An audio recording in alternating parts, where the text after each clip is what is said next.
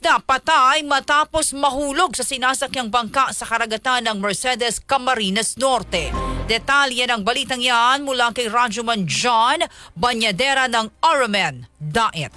RMN Live Report!